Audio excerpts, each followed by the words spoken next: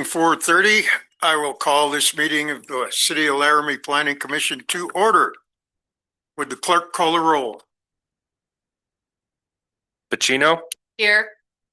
Evans, Heiser White, absent. Moody, Here. O'Toole, absent. Schneider, Here. and Mattimore. Here. That's 5 present, 2 absent. Next order of business is the agenda. Are there any changes or additions to the agenda? Motion to approve the agenda as presented. Second. We have a motion and a second. All those in favor, say aye. Aye. Motion carries. Next item is some meeting minutes from 6/9/25. Do I hear a motion? Motion to approve the minutes as presented. Second. I have a motion and a second. All those in favor, say aye. Aye. The minutes are approved. We have, next item is citizen comments on non-agenda related topics, and no action will be taken on it. Are there any comments from the citizens here? We actually have citizens tonight, so that's a good thing. Seeing nobody, anybody online? No, we'll carry on. Staff reports, you're up next. Announcements, is that right? Staff announcements. Yeah, staff reports and comments, announcements. Yes, good evening, Honorable Chair, members of the commission. I'd just like to give you a quick update on the filing of the appeal to the variance case regarding the variance on Grand Avenue for the electronic messaging center. That has been withdrawn. Essentially, the applicant has filed to have that dismissed. So we will not be addressing that any further. But I just wanted to give an update on that. I just got word from the city attorney the other day. So I just wanted to pass that along. So that's the only announcement that I have. Okay, any disclosures, ex parte communications, or potential conflicts of interest? Hearing none, we'll carry on. Current planning projects. You're up again. Get my squats in today, right? Honorable Chair, members of the commission, we have here this evening members of our consultant team helping us with the comprehensive plan update. We have 3 members from Clarion and Associates here with you this evening that are going to go over a presentation of the process that we hope to get some early engagement with you guys on, get you in on the ground floor, as it were. So I know we have a PowerPoint with that Leanne is going to give. Without further ado, I'll be in on the conversation as well, but I'd invite Leanne up here to give the presentation on that. Thank you, Philip. Good afternoon. Thank you, Mr. Chair and Commissioners, for inviting us to be part of your agenda today to provide you kind of an early kind of introduction to the process. I think probably pulling up the PowerPoint right now. I'll introduce myself. So I'm Leanne King. I'm the Director of Planning at Clarion Associates, so a planning and zoning firm headquartered out of Denver. My 2 colleagues that are here, Maggie Squire and Jenny Baker, operate out of that office. I actually operate out of the Chapel Hill, North Carolina office, but I do work kind of all across the country and have worked in Wyoming in the past. So without further ado, Comprehensive Plan 2045. So that is our objective that we're going to be working on for the next about 18 months. We're very excited. This is like right at the start of the process. This is essentially our kickoff meeting, getting into the community. We're doing a series of stakeholder interviews with council, staff, and different community partners over the next 2 days. I'll provide a little bit more detail about that. But there's also, you might have seen it out. There's been a little bit of early public public engagement, what we call public intercept events at a couple of different items. We were at the Blue Devils last night, talking to some folks and getting some early kind of feedback from them, making them aware of the process, that this is something that they can be involved in and are encouraged to participate in, because it's important. This is kind of what we call a once in a generation opportunity to create a comprehensive plan. It is a long range 20-year planning document that will guide you and the city staff and leadership, making decisions specifically related to land use, but other topics as well. So we'll go ahead and jump in. Let me see if I can make this work right. Maybe not. Is it this one? Yeah, sure. Is there a... You try now? There we go. Okay. So I'll share, we do have other members of our consultant team that are going to be participating that have specific kind of objectives on the team. Let's talk a little bit about the community engagement that has been conducted and the bigger kind of push that's about to be happening. And then we're hoping that if you'll allow us, we have a couple of questions we wanted to pose to you to give you some early opportunity to provide us with some feedback. You all obviously are in a unique position with respect to kind of land use and development in the community, and thinking about kind of gaining some perspective on what you see on a regular basis and what you would like to be focusing on in this planning effort. So I mentioned our Clarion project team. So myself, Jenny, and Maggie here. Jasmine Pritchett's also on our team. She does our GIS, our mapping and analysis work. But we serve multiple roles on the project. We are what we call the prime. So we're the primary team. We hold the contract. We are in charge of project management. We also do a lot of internal stakeholder engagement work and public engagement. We're also kind of leading the charge on actually developing the plan and policy direction and the implementation portions of the plan itself.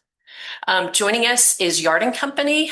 They are based out of Cincinnati. Audra was with us today. Lane was just on a call with us.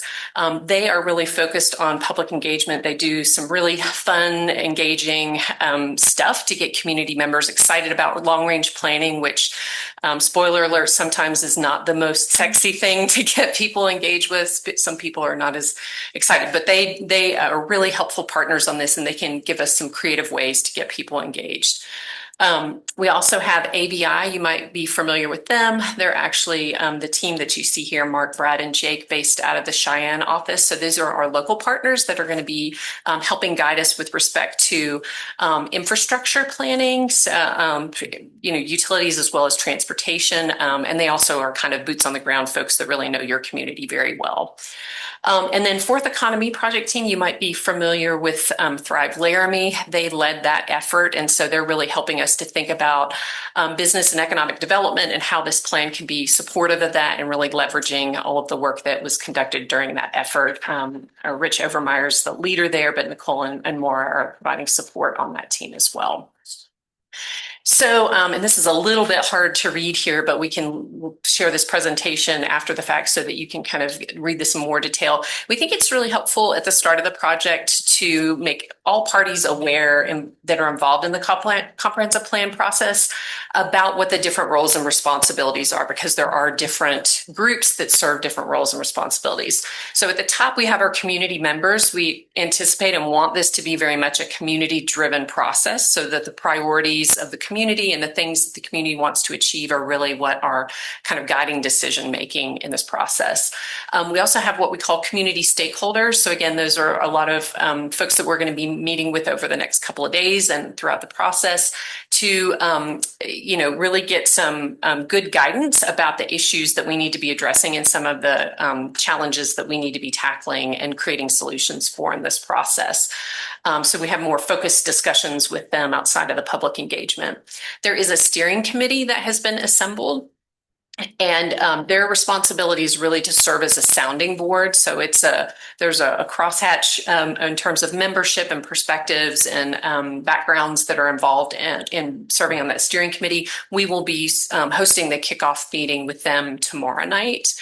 So we haven't yet met with them, but that'll be happening tomorrow. And we'll meet with them regularly throughout the process, keep them abreast. They will give us feedback on work products, public engagement approaches, ultimately walking us through kind of their responsibilities responses to the plan before we bring it to the Planning Commission, which is the next group. You all obviously serve a very critical and important role. You are ultimately going to be kind of the plan endorsers to council. And so we want to make sure and keep you abreast and make sure you're comfortable with the direction that the plan is heading in, and that you're given opportunity to provide feedback on the direction of the plan. And then finally, City Council obviously are the final adopters of the plan and ultimately kind of responsible for making sure implementation is happening over time. At the bottom, we have the project team, which is we consider to be both, Philip and his team, as well as the consultant team that are working behind the scenes to put this project together. Let me just stop there and see if anybody has any questions about the different groups that are involved. Now, a question, how does the planning commission bring information to you? Is it just during, our meetings, or are there informal ways of us to give you comments and things to you? So we're really comfortable with whatever works well. I don't know, Philip, if you have any specific kind of recommendations for how that information might get channeled. If you think it's something that you want to collectively have a discussion about before it gets kind of shared into the process, the meetings are probably a good place to do that. If it's more kind of individual, hey, I think it's important for you to take a look at this, or consider this policy direction. I'll defer to you on how best that communication should happen. Yeah, I would say definitely use us as a sounding board. I mean, we're in contact pretty much every day with email, phone call with the consultant team. But I also say with the website we're currently building, there's already some surveys, or a survey that's being put together that you guys can definitely provide input that way, and see how we're gathering input as well, which I think is important for you guys to be a part of. But yeah, we're happy to be the medium to get the word to the consultants. Great. All right. So, all right. So now I'm going to kind of jump into the process. So one thing that we like to kind of set the stage for is really the role of the comprehensive plan, because like I said, it's a once in a generation thing. So it's not something your community is doing on a regular basis. Some of you may have been involved in other comprehensive planning processes, but just in case, we want to kind of share what this is about and what the intent is. So it's a comprehensive plan is at its heart really focused on physical planning. So land use development and all of the kind of physical planning items that are related to that. So if you think about infrastructure, transportation, parks and recreation, anything with a physical kind of geographic component is really fair game. That being said, we look at a lot of different community factors that influence land use and all of the related physical planning. So that's why we call it comprehensive, because we want to think about all of the broader kind of community objectives in thinking about how we guide changes to land use and development within the community. So socio-demographics, the market, the environment, et cetera. So it is a policy document. It is not law like your ordinance. It's different, but it's a guiding document. It's very important, and it sets the vision, goals, and kind of actions for the community for the next several decades. We do encourage that it have a pretty targeted implementation plan, so it's very clear at the end of the day what the implementation steps are once the plan is adopted. And we also recommend having some approach for measuring progress of plan implementation over time. This circle here that you see, kind of donut, is what we call the planning cycle. So the role of the comprehensive plan is really important in community government. So first is the comprehensive plan. It establishes policy priorities, again, kind of long range comprehensive planning. That sets the stage for work priorities that the planning department or public works or other city departments might put into place to help start to implement the specific objectives of the comprehensive plan. There may be resources that are needed. So the budget and the CIP could potentially come into play if there's something that comes out of this plan that needs resources to be implementing. And then those get implemented over time, which is that fourth step. And then finally, fifth is assessing progress. So again, we encourage communities, maybe not annually, but maybe every 2 years or whatever makes sense on the timeline. Sometimes they're done at city council retreats, sometimes they're done at other points, to provide a report to the community about how the plan is being implemented and the progress that's being made, not just in actually doing the things that are set out in the plan, but moving the needle in terms of the specific objectives that you're setting out in your goals in the plan. And we call it a cycle because planning never ends. As you all know, things are constantly changing with respect to land use and changes in the community. And so, in another 10, 15 years, you'll probably start this cycle over again and be thinking about what the next 20 years look like. All right. See here. So we have, several charges on this process. The first is really establishing robust and innovative community engagement process, which we've already started to do. And I'll share a little bit more about what's to come here in just a moment. We really want to partner with community residents and institutions to gain an understanding of the local perspective. So obviously some very important community partners that we want to be learning from during this process. And if you have ideas about specific groups you think we should be connecting with, today would be a great time to hear from you, or if they come up in your brain later, please share those so that we can make sure and connect with those folks. We want to have an inclusive and informed vision for the future of Laramie. What is Laramie in 25 years? That's really kind of the goal, and then articulating how that happens and how we manage things to make that happen. We want to leverage past planning efforts. I talked about Thrive Laramie. You have a very good comprehensive plan now that we're taking a look at to see what's still relevant and maybe what needs to change from that. It is a little long in the tooth, but I think there's still some good policy guidance from my kind of early understanding of your community and the issues. We want to have inclusive engagement. We want to balance growth with preservation with tailored land use policies where that makes sense, and develop actionable and adaptable implementation frameworks. So really focusing on kind of planning with the end in mind. What are we actually going to do at the end of the day to kind of implement the ideas that are included within the plan? So this process runs through the fall of 2026. So we started just a month ago, back in May, really kind of getting all of the balls rolling on the project, getting the steering committee together, coming up with the initial community engagement plan and the branding, et cetera. And I'll talk a little bit more about the branding here in just a moment. So that's first phase, which we've pretty much wrapped up at this point. Actually, with this week, the initial kickoff meetings will wrap up that work. So we're very much working in phase 2 right now, which is the technical foundation and community vision. So we're going to be doing community engagement next month. I'll share a little bit more about that in just a moment. We're also going to be doing, we've already started a little bit of work on plan assessment. So looking at your current plan to see what's still relevant and what may need to change. And then also doing some technical analysis to understand existing conditions, trends, and projections that are important to be thinking about with respect to the next 20 years. And there are, I believe, 3 steering committee meetings that are included within that phase 2 work. So we'll be kicking off with them tomorrow night, and then we'll have 2 other meetings to talk about what we learned from the community engagement and what the trends and projections are telling us.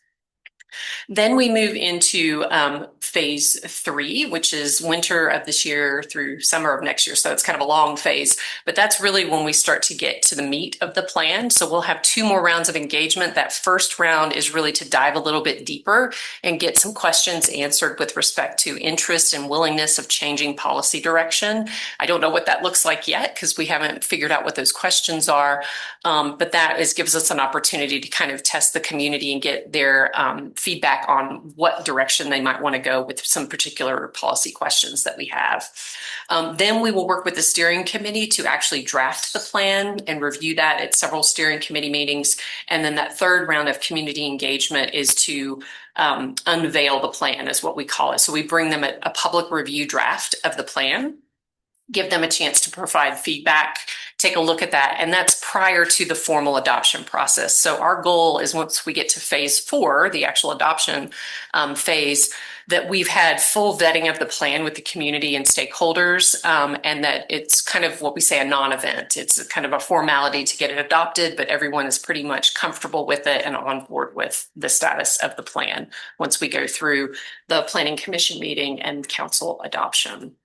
Let me stop there and just see if you have any questions about the process.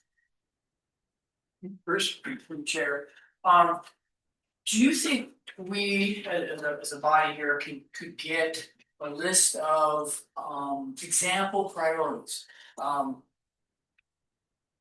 Given what's going on in 2025 and other communities that Tier 4 consultants, or sub-consultants have been working with communities recently. What are the big issues? Type of priorities that these comprehensive plans typically are tackling. And then we can, look at that and sort of see, well, does that seem to fit Mhm. Laramie, or what would add? It's a lot easier for us to think, for me to think about priorities with Something to respond to. something in. Sure. It's easier to edit than it is to create. Sure, that we'd be happy to share kind of a summary of what we're seeing in other communities. What I'll say is every community is a little bit different, but at the same time, communities across the nation, even up in Alaska, have a lot of the same issues. Housing's one of them. I think that's probably top of the list for most all communities right now. Infrastructure is another big one. Whether it be utility or transportation, typically both, depending on if it's a high growth community or not. But sometimes even outside of high growth communities, those are issues simply because of the age of infrastructure, and having to kind of make sure that we have the needs are going to be met for the next 20, 30 years and beyond. I'd say those are really kind of two of the big ones. But I also think that a lot of communities are trying to figure out how to, and this is not in replacement of putting a list together. We're happy to do that. I just wanted to give you some initial kind of top of the mind thoughts. But I think also thinking about economic development, our markets and economy are changing rapidly, and the way that we do business is changing. So that can be somewhat challenging sometimes to think about. The fact that we have a remote workforce that's choosing the place they want to live as opposed to just going to a place for a job. There's a lot of kind of dynamic factors in play that communities are trying to figure out. How do we become the place people want to come to and lay roots and buy a house and do all the things? In particular, what's happening in the Front Range, because I think Laramie is sort of a spillover from the north end of the Front Range. Yeah.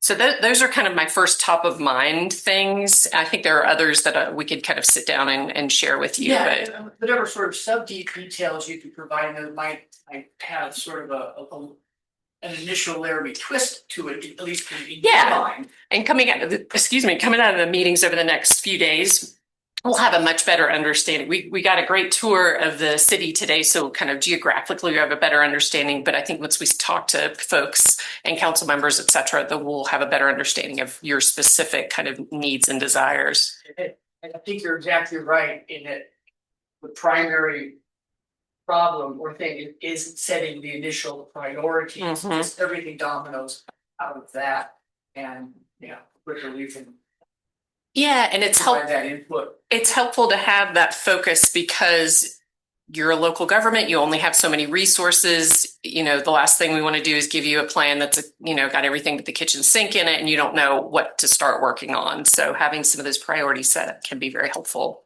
Well, if I may, that would have been one of my questions so far, and also in the long term on this is, do you go out and you list the resources the Laramie community has, not just the city government, but all the resources this community has that could encourage development according to what we want? Is that going to be part of this process? So let me make sure I understand your question. Are you asking if we're going to be kind of listing kind of the assets that would draw development to Laramie? Mm-hmm. Yeah, I think that's definitely part of it. And I think we can pull off of Thrive Laramie, because I think there was an initial kind of start to that work as part of that planning effort. And we can build upon that here. And I think plans can be used not just as plans for local governments, but also as marketing tools. A lot of businesses and even residents that are looking to relocate will sometimes pick up the future land use plan because this is the direction that community is headed in. So this gives them some insight about what they might be joining up for if they move to this place. So we can try to take that focus in mind in thinking about emphasizing what the city offers, and then the plan for addressing the things that the city wants to address to make it an even better place. Thank you. Yes, sir. When you say community involvement, do you mean just for some residents of Laramie or do you? So, I think that the city residents is primarily who we're looking to engage. That being said, I don't necessarily think if someone was involved at a public intercept event and they shared that they lived in, Albany, but they wanted to provide some feedback, we can ask the question so that people tell us, where they live. Are they within the city or outside of the city? And if they're outside, where they live, so that we kind of understand who we're hearing from and what we might be hearing from based on where they live. But we usually, generally speaking, don't turn people away if they want to share comments, if they're part of the larger community per se. Does that make sense?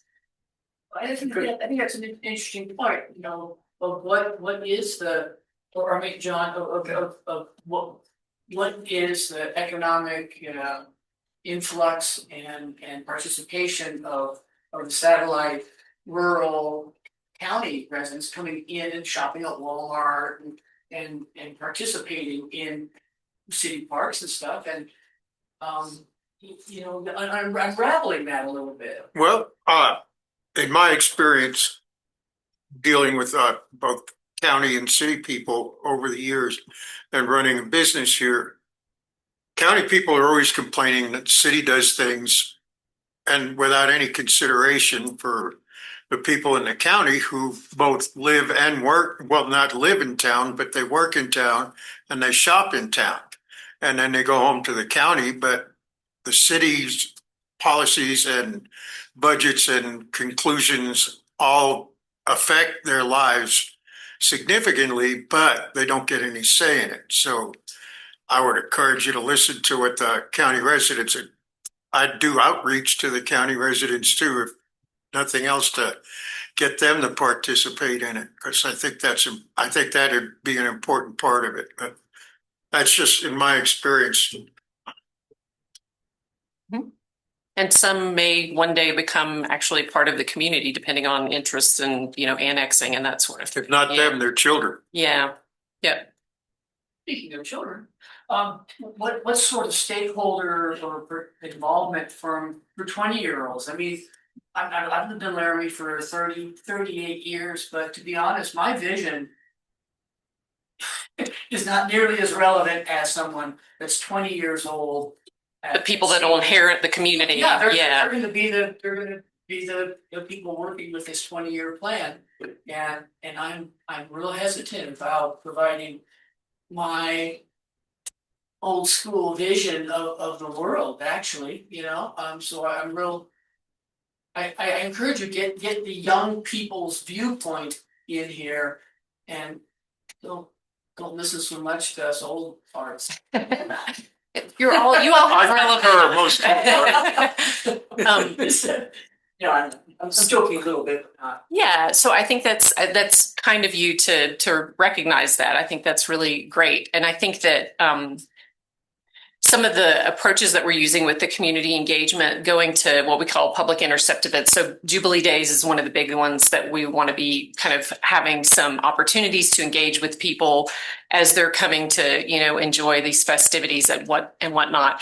And having online engagement available, that can really make a big difference, particularly with the younger age cohort, because a lot of them. How do you get them to dial into that? Social media, going to public intercept events, giving them the QR code. Either they fill out the survey there or they will click it and they can do it later.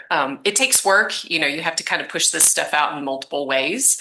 But that is one of the ways to be doing it. And when we engage in the fall, when we do that second round of engagement, there might be some opportunities to engage with students. It's a little trickier, during the summer to do. But I mentioned we were at Blue Devils last night. I think we definitely, there were a few kind of younger folks that came up to the table and were kind of curious about what was going on. So that's something that we'll work at. I will say that that's typically one of the harder to reach groups, but I think because of the way that we're, like approaching the engagement. It's not necessarily just a formal workshop, where someone has to come after work or whatever. We usually don't get many young folks coming to that type of event. But if we go to them and make it easy for them to engage, as they're kind of participating in some community event, we usually get better experience from that, or better turnout. Within that, the back end of phase 2 in the fall, if in, October, there was actually a presence on campus where the students are back in, really saying, what would it take to keep you in this community? Yep. And what would you like to see in the way of a 20-year vision? Don't say, well, the students aren't here in the summer, so we're gonna miss them. No, Out. right. I think Be there on campus to agree. And that's interesting you showed that question, because that's one of the things that we want to ask them, and also ask people that live here, and what will keep you here? Why'd you move here and what will keep you here? Because we want to make sure that we're not losing folks as well. Yeah. Excellent questions. And I'll just add quickly to jump in. On the steering committee, we do have a representative from the staff senate at UW. So we're excited to have that voice represented there, because it is hard to get that population engaged. But I also want to say a kind of a new engagement method in planning is to go even lower in age than that, right? Like elementary school kids, and that is a group that we're engaging with this week as well at a garden club at an elementary school in town. And it's not going to be a long drawn out, it's not going to be like this. They don't have the attention span for that, right? I don't know that we do. But I mean, we're going to be in front of the kids and get that perspective, right? And then make them aware of opportunities for them and their families to engage. Because truly, I mean, I don't know, there was an article in the paper last week about the brain drain in Wyoming that we're all very keenly aware of, right? About 60% of people that are born in Wyoming move away by the time they turn 30.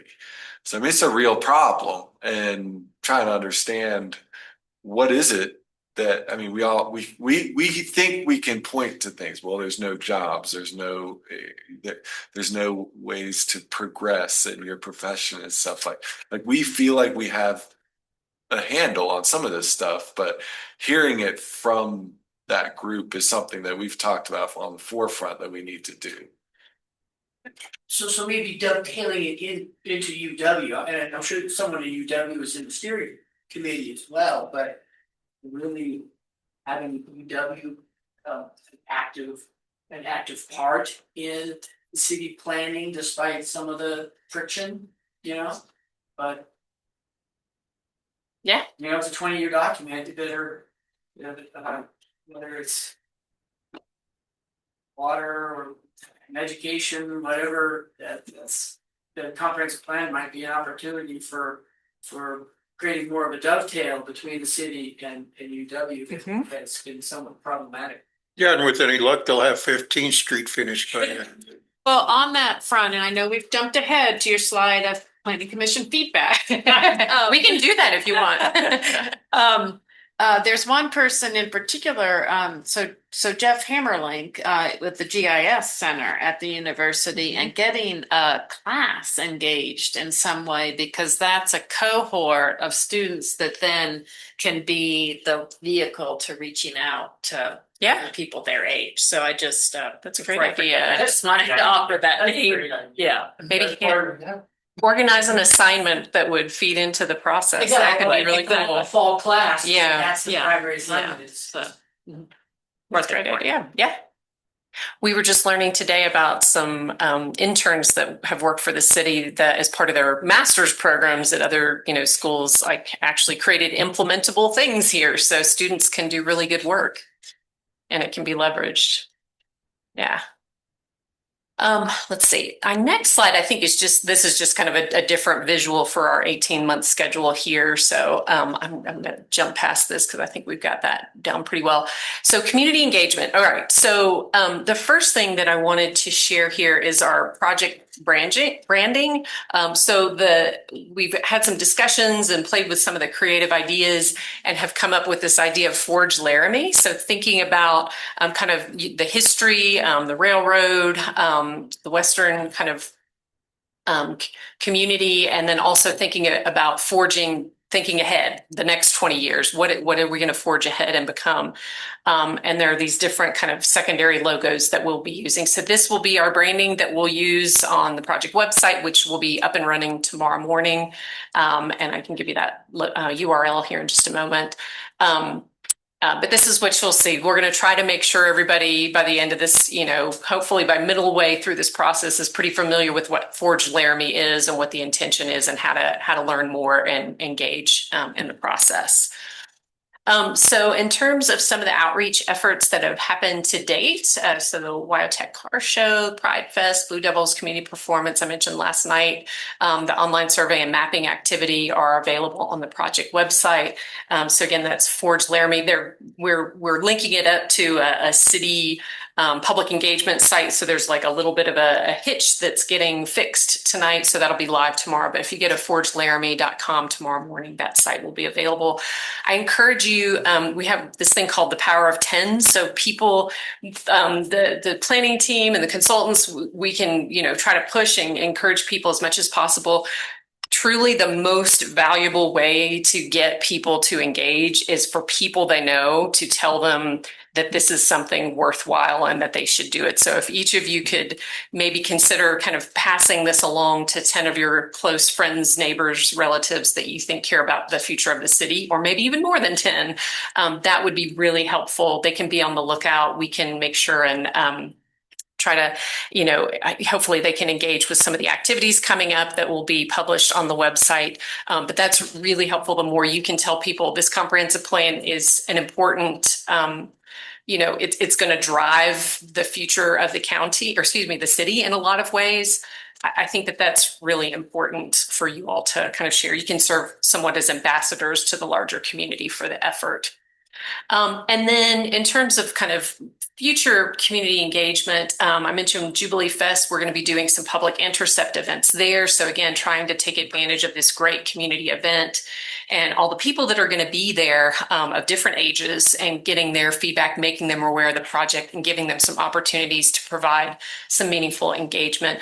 There will probably be some other public intercept events. It's a lively time of year in Laramie. There's a lot of different things going on. And so the planning staff are really trying to take advantage of those and capture people's ideas. We're also going to be conducting some focus group meetings. So having some kind of smaller group sessions, that could be another way to try to target some of the younger population. Next month when we're, doing that engagement and then continuing the online engagement. Prior to COVID, we actually saw more people starting to engage online. Obviously, during COVID, that was very much the case. And we still see that happening, although we're getting a lot of good feedback these days at these public intercept events as well. So we're trying to kind of use all of the tools that we have available to get in front of people and hear from them. Okay, so you mentioned planning commission feedback. So I've got a couple of questions here. And some of this you may have already kind of shared some ideas on, so we can jump past those if you feel like you've shared your comments. I want to do a quick time check to make sure we're good. I don't want to take this too long because we could talk about some of these questions for days if you let us. I'm going to go to 8 o'clock. Right? Okay. No, just kidding. Oh, okay. I was like, oh, okay. Oh, yeah. All right. Well, yeah. Okay. Great. Unless, Mr. Chair, Carry on. Yeah. Okay. Carry on. Great. Deal with whatever comes next. You cut me off when you're ready. So just to kind of start the conversation, looking at your currently adopted comprehensive plan, this was the list of kind of issue topics that are included within them. So there's a lot more detail obviously listed within the plan underneath each of these issues. But these are the types of things. So real strong focus on community character and how that kind of influences people's experience within the city, thinking about the city center and how to make it a strong city center. You can read the list here. I don't have to read it for you, but these were kind of the main key topics that were identified during their public engagement and kind of stakeholder engagement process that really guided development. So when you're talking about the priorities for the plan, I think this was kind of their list. This is a pretty robust list of priorities in some respect, but I think that they are all extremely relevant. And as I was mentioning, in kind of reading through the various chapters, it seems like some of the things that you've set out to do, you have accomplished, but there are still some things that maybe more work can be done, or maybe we want to rethink what the direction is that's in the plan potentially. So that's part of our job, is to try to tease that out. So, in thinking about where we want to be heading, what's new, what's different in 2025 from when this other plan was developed back in, and am I correct? It's 2007 was the adoption date of the current comprehensive plan. I think that's right. What are some of the issues that you think maybe you all are familiar with the comprehensive plan? What's different? What do you think are the issues that we need to be addressing in this process that maybe weren't addressed, or maybe we want to think a little bit differently about? So I've got these in two buckets. So one is kind of long range policy direction, which is the true focus of this plan. But particularly because you all deal with current development cases, we wanted to give you an opportunity to talk about what you see with respect to current development, because the plan can also serve as a tool to recommend adjustments to things like development standards, zoning districts, et cetera. It doesn't make those changes, but it can kind of recommend that that's something that be changed as part of implementation.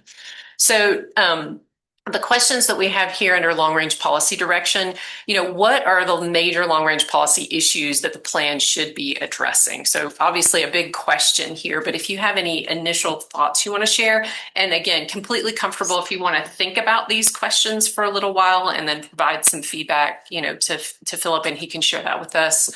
We're hitting you with these cold, but any initial thoughts that you want to share, we'd be glad to take.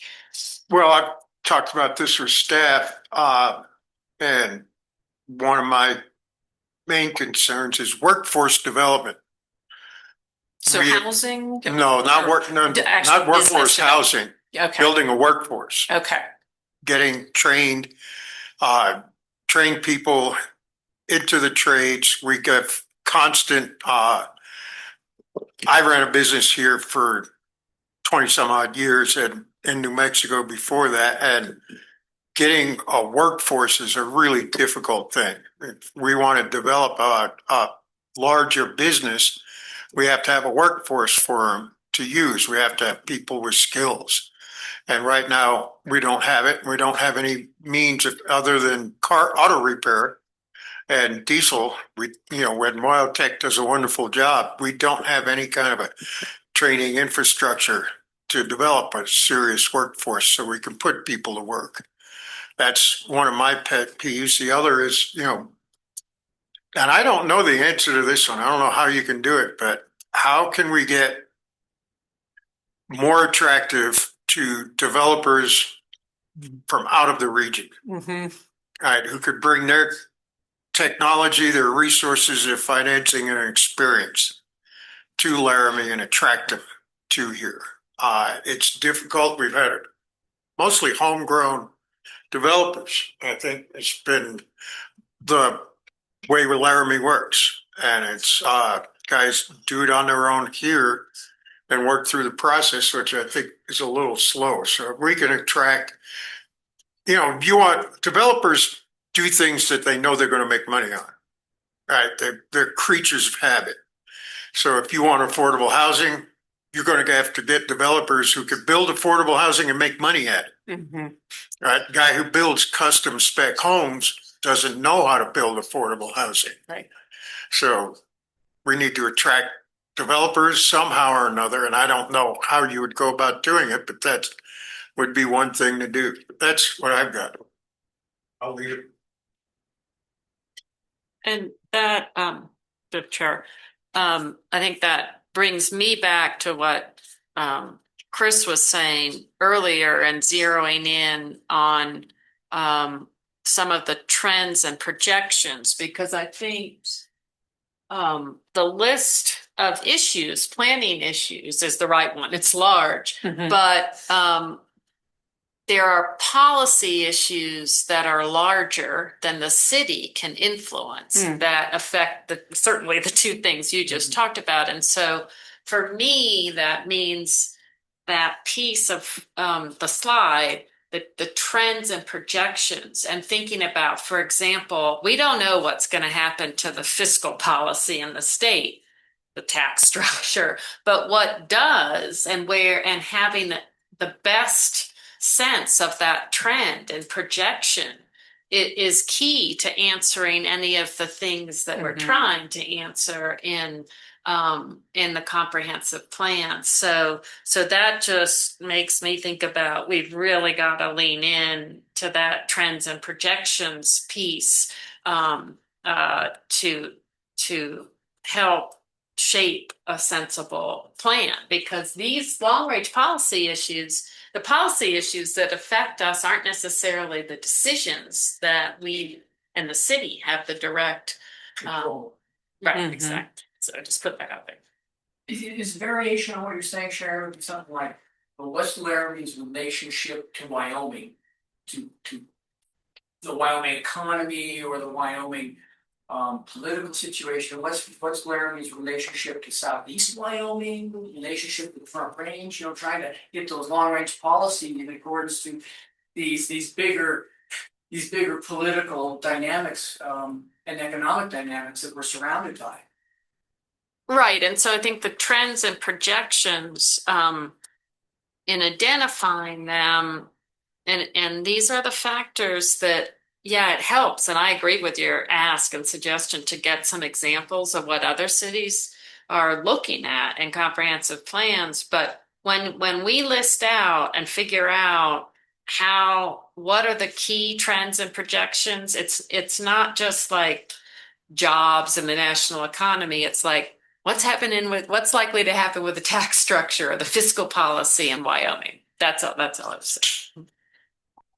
Are there any other kind of larger policy issues that you think it would be good for us to be kind of taking a look at outside of fiscal policy at the state? I'm just curious, and it's okay if you want to think about that and get back, but I'm just curious if there are other kind of larger issues that you are kind of out of your direct authority that we should be considering. I think census population growth or decline is certainly one that will affect our ability to attract federal financing. Mm-hmm. And that appears to be the issue that's coming. Okay. And I would say energy development. Okay.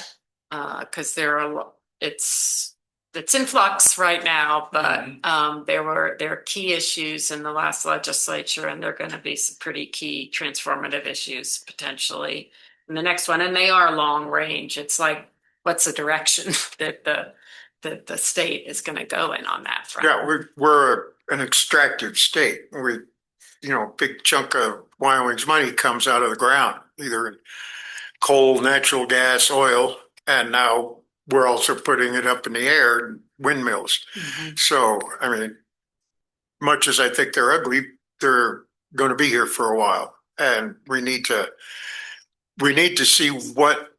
keep in mind what the energy policy of the country is going to be, because we're entirely dependent on it. When Washington hates oil, Wyoming hurts. When Washington likes wind, we save Albany County's budget. So, these things that are entirely out of control have major effects on what happens here. And once you have an idea of what the policies may affect long term, within the context of what are Laramie's strengths, what are Laramie's weaknesses, and how do those weaknesses and strengths interact or dovetail with that potential long range policy environment? Recreation is something that is being taken off with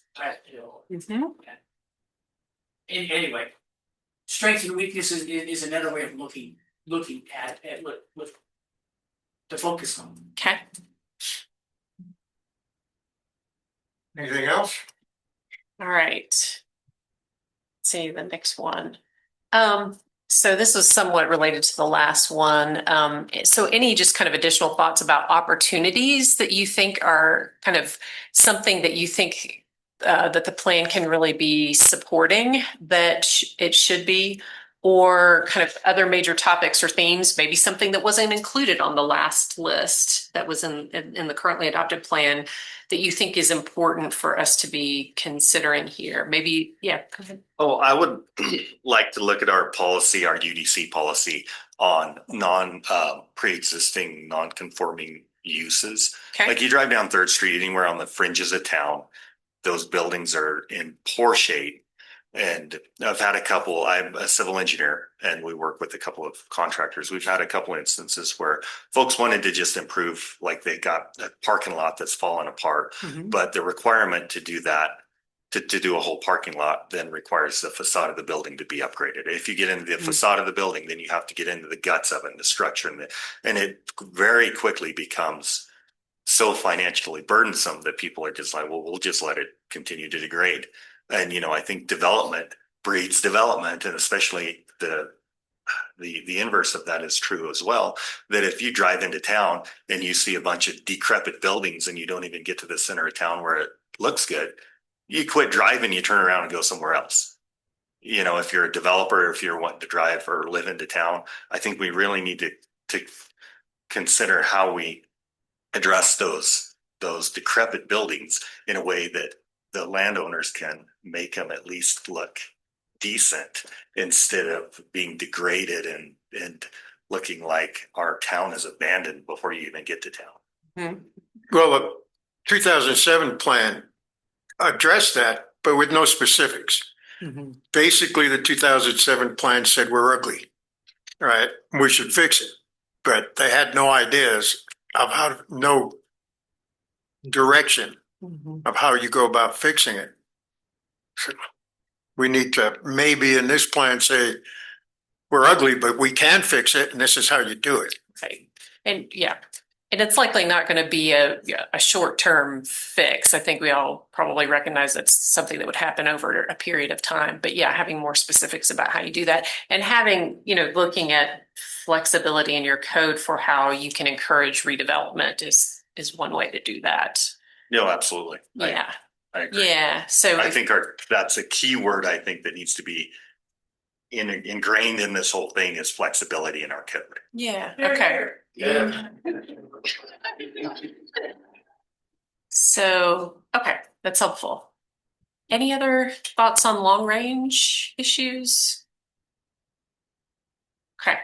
So, on current development, again, this is, and maybe we kind of dovetail, we kind of moved in that way and with your comment, but, kind of current development issues that you deal with on a regular basis that maybe you think are worth, taking a look at, and should any of those be addressed in the plan? Some of the more specific things that are kind of quick text amendments are probably not comp plan worthy necessarily. That being said, please share it and we'll figure out, what's the best approach for addressing it.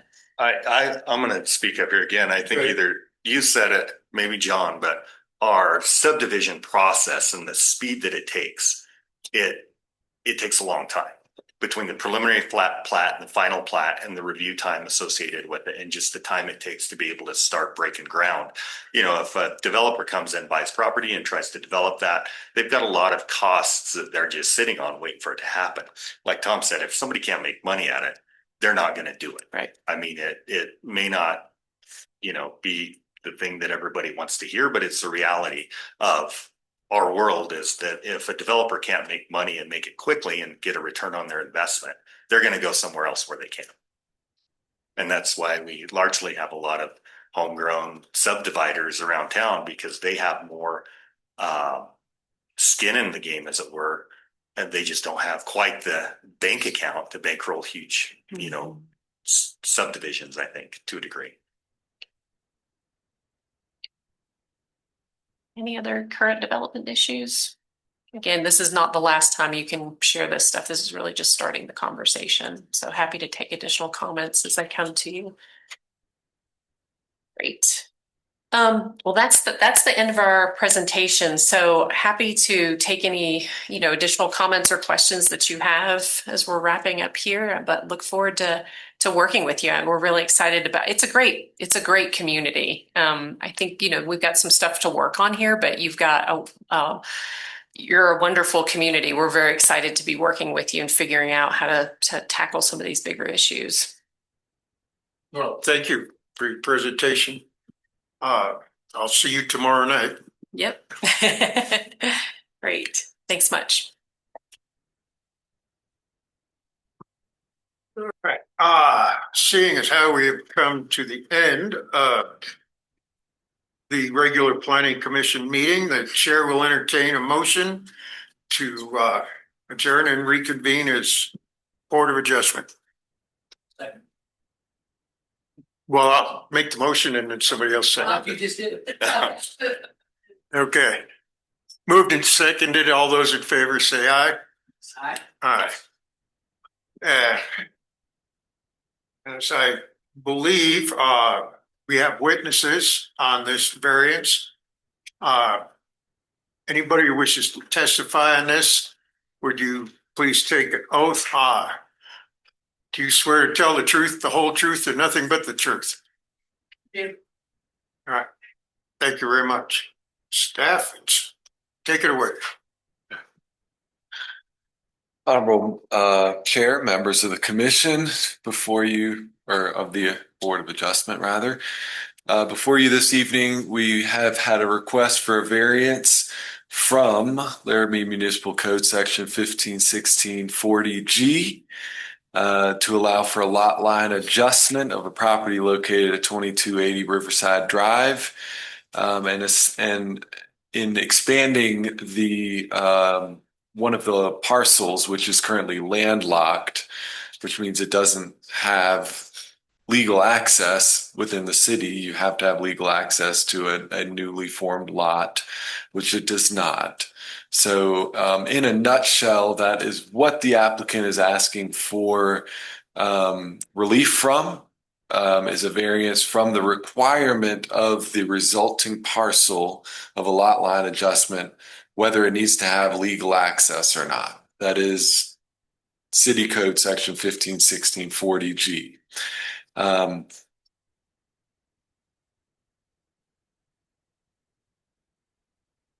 I have spoken to the applicant as well as the applicant's representative and explained staff's position, which we are recommending denial of this variance based on the existing code that calls for legal access, the legal access requirement.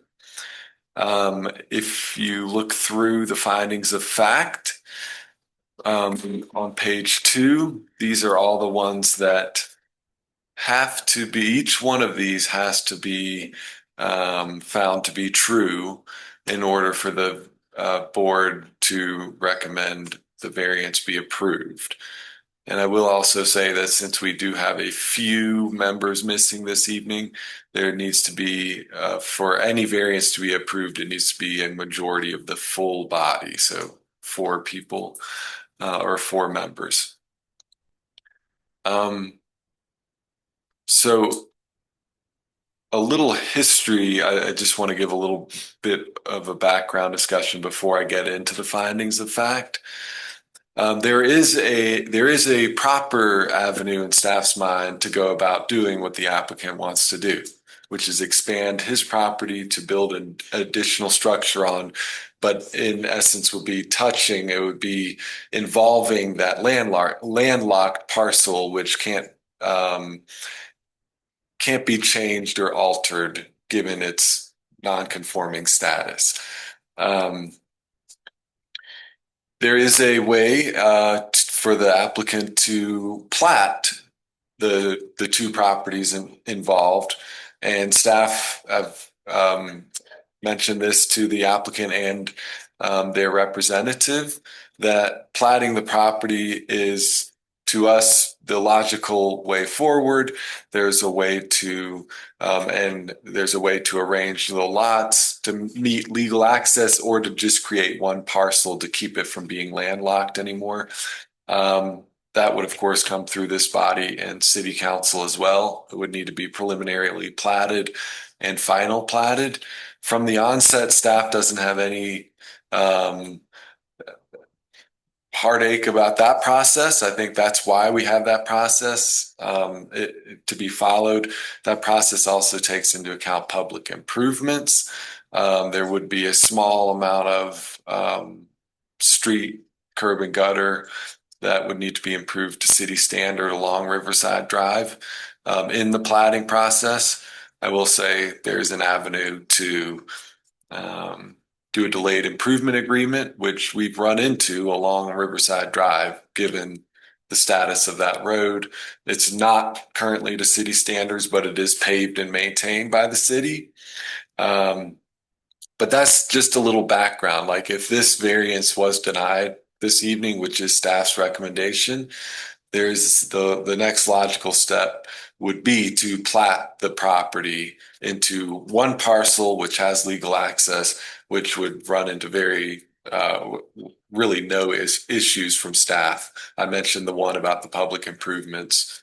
That's really the only thing for this type of platting process that would come up. But I will run through the findings of fact that have to be met, each one of them, in order for this variance to be approved. So the first one has to do with there being special conditions or circumstances on the lot. We've looked around and there are several other parcels in West Laramie that are landlocked, and the process to change that property in any other way would result in the same recommendation this evening if a variance was brought in front on the same issue. So we are not in favor of expanding or altering non-conforming lots in any way that don't have legal access. So this isn't this isn't the only instance of an existing landlocked parcel in the city. There are others, and the same process would need to be followed that I just mentioned to you regarding the platting process. The second one is the circumstances or conditions are such that the strict application of the provisions of the code would deprive the applicant of the reasonable use of such land or building. Our response is that the applicant currently has legal use of the developed parcel, the one that is conforming, that does have a residence on it. I'll let the applicant speak more on what's proposed for that expansion of the lot. But currently it's being used. There are no circumstances that result from this that would reduce that legal use and deprive the applicant. The third one is if applicable, the circumstances or conditions are such that the strict application would deprive the applicant of access to alternative forms of energy such as solar and wind power. That's non-applicable here. Next, the granting of the adjustment is necessary for the reasonable use thereof, and the adjustment as granted is the minimum adjustment that will accomplish this purpose. And staff response would be that the variance is not absolutely necessary for reasonable use. There is the pathway of platting the property that would follow city code, result in one lot, have access. So this isn't the only way to go about this. Next, the granting of the variance is in harmony with the general purposes and intent of the code and will not be injurious to the neighborhood or otherwise detrimental to the public welfare. So herein lies the issue of why does the city require lots, newly developed lots, to have legal access? And I listed a few here for you. For one, it would violate subdivision principles as mentioned in this code section. We'd set a precedent for formalizing this for formalizing inaccessible parcels, which even with an access agreement and so forth, we run into issues that we'd rather not have in the city because it leads to complications for future owners of the parcel regarding building permits, utilities, and resale. And lastly, this finding has to do with altering the essential character of the neighborhood. And while it probably would go unnoticed largely for this one, I mean, a lot line adjustment, nobody would really know. It just sets that standard and complicate future development or conveyance of that property. So as mentioned, we sent notice to neighboring property owners within 300 feet, published legal notice in the Boomerang, offering the public a chance to comment if they so chose at this meeting this evening. We've not received any inquiries even to this variance request, but it is staff's recommendation because of the aforementioned reasons and that our hands are pretty tied with code on this one, that we would recommend denial with the understanding, hopefully, that there is an appropriate process to go through, which would be the platting process. So I'll turn it back over to you, Mr. Chair. Well, I have one question. I assume that the applicant owns the parcel in question. So how long does it take? How long a process is it going to have to go through to replat? Because you have standards for replatting. Yeah, so both the preliminary and the final plat do run about so with a 3 week review period, legal notice another 3 weeks. So if all goes well and we don't have to go through multiple reviews, we are talking about 2 to 3 months per process. They can't be done simultaneously. So best case scenario, we're looking at 4 to 5 months to get it preliminarily and final platted from the date of application. So he couldn't build on it this year. Unlikely, yeah. It's unlikely he could build on it this year. The next question I have is, when was this subdivided and when was sod? And how did it end up being a landlocked parcel? Is it always been under one owner or was it under different owners in the past? Honorable Chair, I would invite the applicant to shed any light on that. As I mentioned, it's not the only situation in West Laramie. And I will say that this provision for having access is part of the Unified Development Code that was adopted in 2009. So there are nonconformities out there. We're not saying that something was done wrong in the past, but it is nonconforming. That's established. There are many other non-conforming lots without legal access, especially in West Laramie, because it used to be county. And in the county, this is perfectly fine. Access agreements will do. You don't need access to a public right of way because they just don't require that in the county. Would it be possible for the owner to grant an easement for access? Maybe extend a driveway through to it? Would that meet the requirements of the code? Again, Honorable Chair, I would say that's exactly the issue in front of you this evening, is that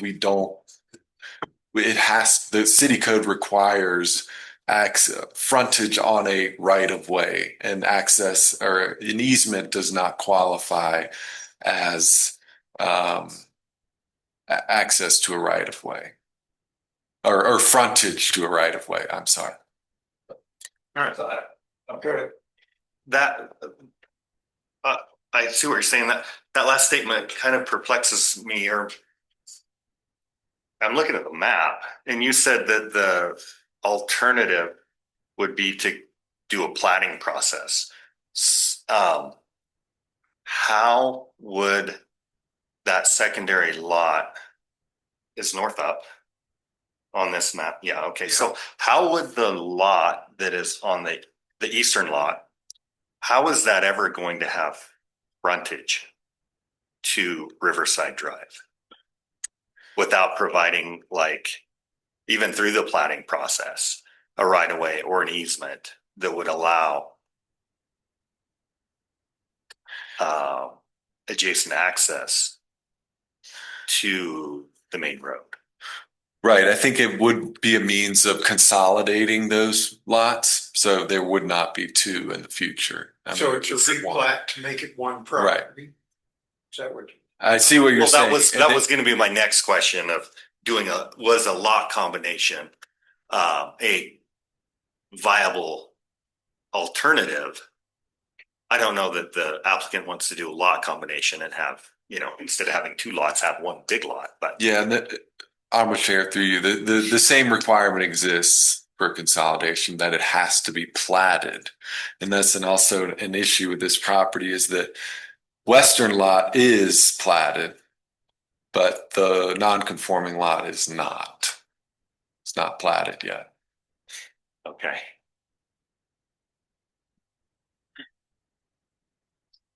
I mean, is there an avenue to do a flag lot? We have not, with the minimum lot width required there. I think Christy, did we do the math on that to see? Because that is an option, but we haven't been presented with that because they could run two driveways off of Riverside if there's room. And, it looked weird, but it may meet the requirement. I know in this zoning district in rural residential, it is a little bit larger of a lot width requirement, which is the lot width that needs to be on the public right of way. But I believe, and I'll let the applicant and the representative speak to that, whether those have been examined. But they're asking for a variance to do this, and that's what we're addressing this evening. Right. Yeah, I understand that. So one more question. Chair, if we were to grant this variance, then ultimately we would have a lot that was, I don't know, give or take 3/4, the lot would be platted and the other quarter would not be platted. As it currently stands, the lot line adjustment would be sat a third of the way in the unplatted lot. Honorable Chair, through you, again, we would run into the same issue if that were proposed, because you're dealing with a non-conforming parcel, and to just plat a third of a non-conforming parcel is something that staff probably wouldn't be in recommendation of.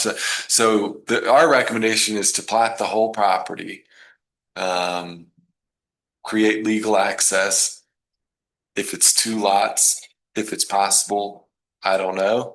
But I think the direction that I've heard is that a consolidation would be desirable of the whole of both lots. Well, I am not saying that. I'm just asking questions. I guess it's largely dependent upon the applicant and what they would prefer. But what I want to know, if they do the platting process, you said there was a little bit of a curb and gutter and some work that may have to be done on Riverside Drive. What about any improvements on the roadway down?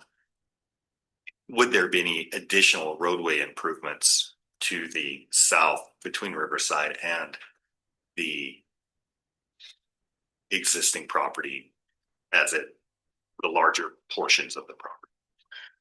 Honorable Chair, through you, no, there wouldn't be. I mean, those parcels are so large that they even exceed the requirement for a paved driveway, which 16,000 square feet. If you're over that, you don't even need a paved driveway. But that wouldn't come into play here. But I guess my question would be that the roadway to the south wouldn't be considered a platted road. No, it's a driveway. Yeah. And the improvements on Riverside actually would be sent off to the future. It would be something that they have to do at the moment. The option is given to do it with the plating process. I mean, that is often in any other development, that's what we'd want to see. Here, given the configuration of Riverside Drive not being to city standard, there could be an avenue for a delayed improvement agreement if the applicant wishes to go that route. But I believe we would have to allow the applicant to actually build the required improvements and check the box and not be worried about the delayed improvement thing either. So it would look a little strange, but that's and it possibly could be addressed in the plating process. But we'd have to cross that bridge when we got there. So Phil, does the applicant have a restriction on what they can build on that non-conforming property that's landlocked? Is there, could he build a house there? Does it really restrict currently what he can do with that land? On its own, yes. I mean, obtaining a building permit for I mean, RR, let's keep in mind what zoning district this is in. Single family is really the only thing that can go on there. You can't build an outbuilding on any residential lot if it's the only thing on the building. The residential component has to be established.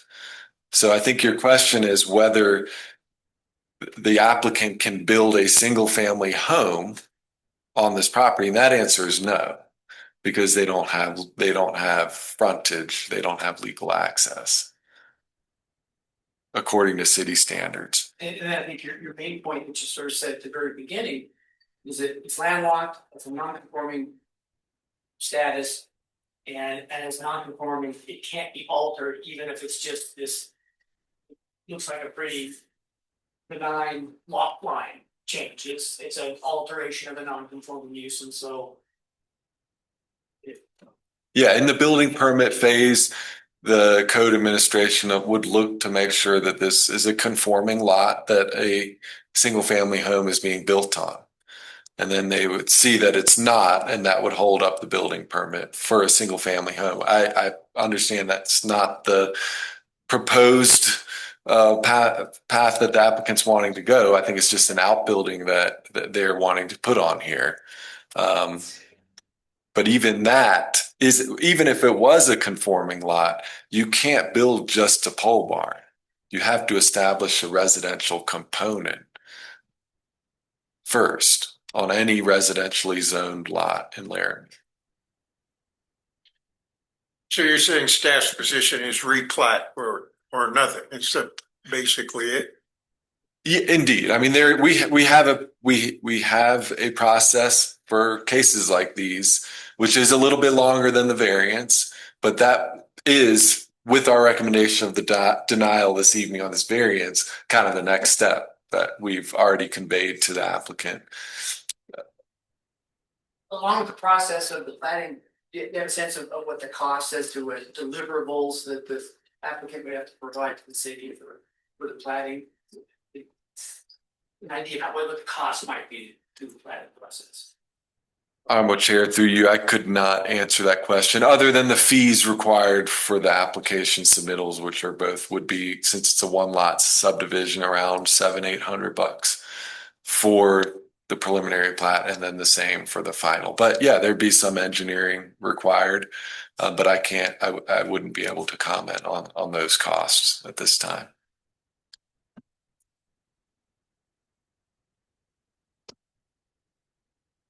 Any other questions? Want to hear from the applicant? Let's hear from the applicant, please.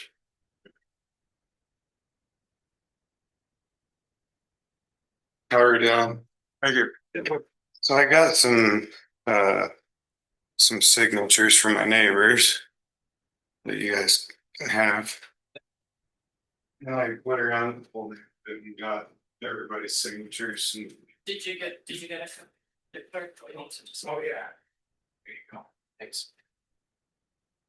And then this is the overall view of what I'm trying to do here. A little bit of this description there. Thank you.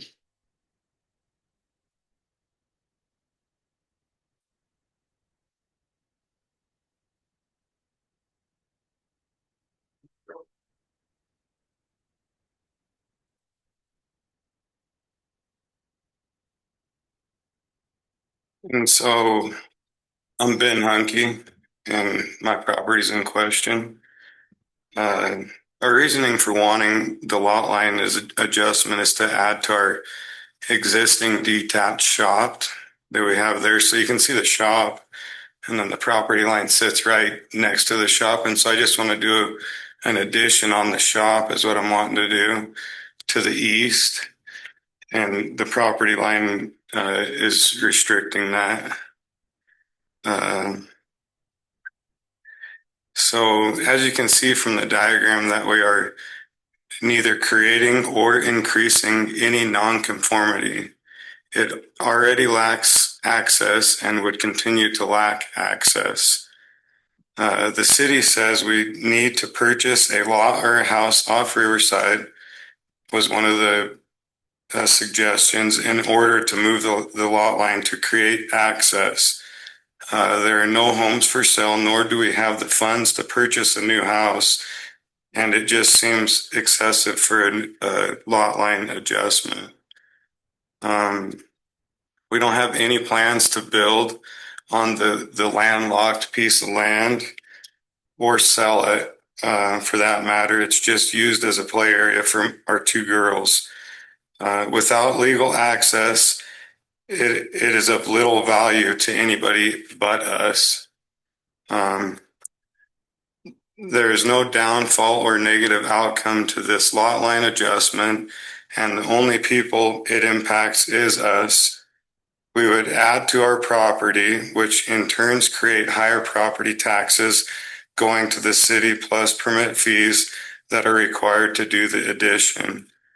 We went door to door talking to our neighbors regarding this change and have obtained their signatures in support. And I don't believe any calls were received when they sent out the postcards advising them of the change request. The staff's main point is that the outcome conflicts with planning and the development principles, contrary to the letter and spirit of the code. That's exactly what the variance process is for, unique situations that don't fit within the parameters of the code. We are asking you, the Board of Adjustments, to weigh this specific project as its own merits as beneficial or detrimental to our community. As you can see from our neighborhood's input, our neighborhood does not see this variance as detrimental. We ask that you concur. This is our forever home that we built, and we'd love to be able to continue to improve our property to be the most useful for us as a family. We'd greatly appreciate your approval of the lot line adjustment, and thank you for your time. So, as he was talking earlier, in 2009, they put this code in, and I built a house in 2020, and they approved me to landlock that piece of land when I built the house in 2020. And so I don't know why they let it go on then, that why we can't do it now, but it didn't make sense to me that in 2009 the code was made, and then in 2020 I was allowed to do it and keep that land landlocked. And I wish they would have told me then to just combine it all, because I would have, because I don't want to spend all the extra cost in engineering, surveying, everything else. I'm pretty much going through it twice. But I'd really appreciate it if you guys would just approve it for me so I can do my addition on my shop. Okay. I Go ahead, just, Jen. yeah, I just had one quick question. And when did you purchase so you purchased the full so property, right? yeah, so I purchased this full piece. So I own this piece too. That's my mother-in-law's place. And this was all one piece together when we bought it. And what year did we buy it? I think it was 2016. 2016. And so when we bought it, it was this section was together.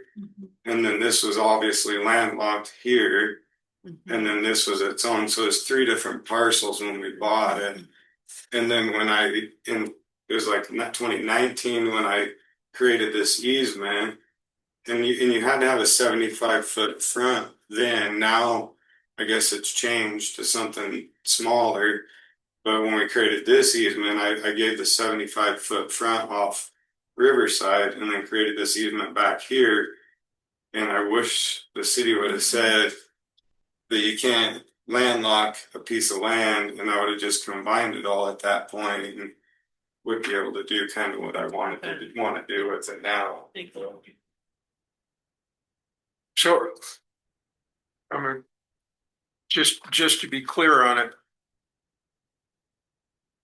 this was not this when you purchased this land, it was not landlocked. The two parcels in the back were landlocked by the front parcel. And I created that road easement, yeah, through there to build the house back there.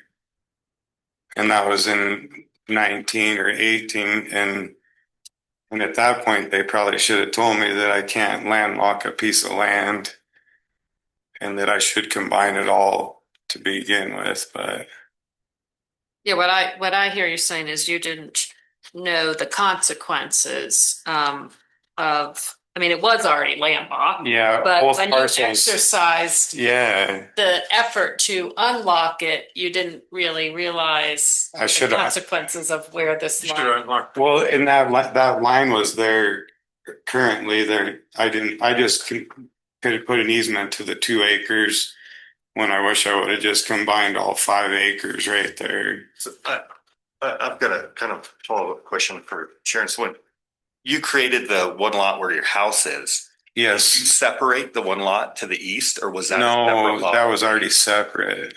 Yeah. And I had Coffee Engineering do it at the time, and I wish they would have just combined it all. And I wouldn't be here doing this today. But we went through the plating process and all that, and I think it took us almost a year to get approved to build the house.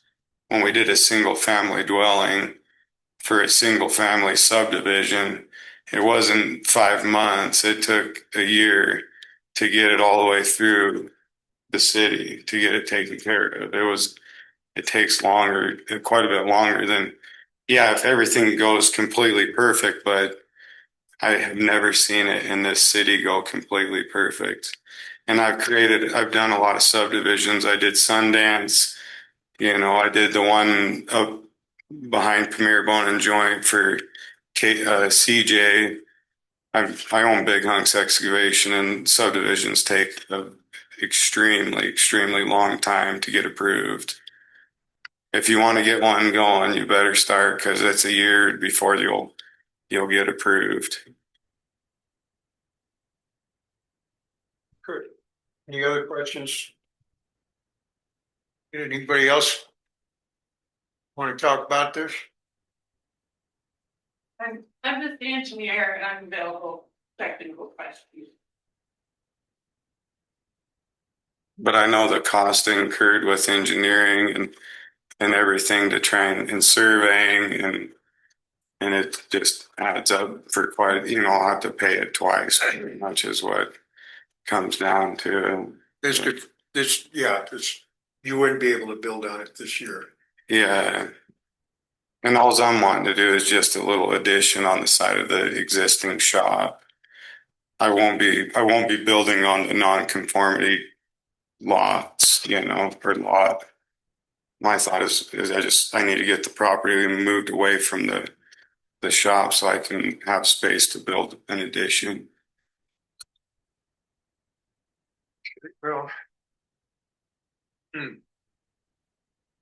Think we should we talk about this? Yeah, sure. All right.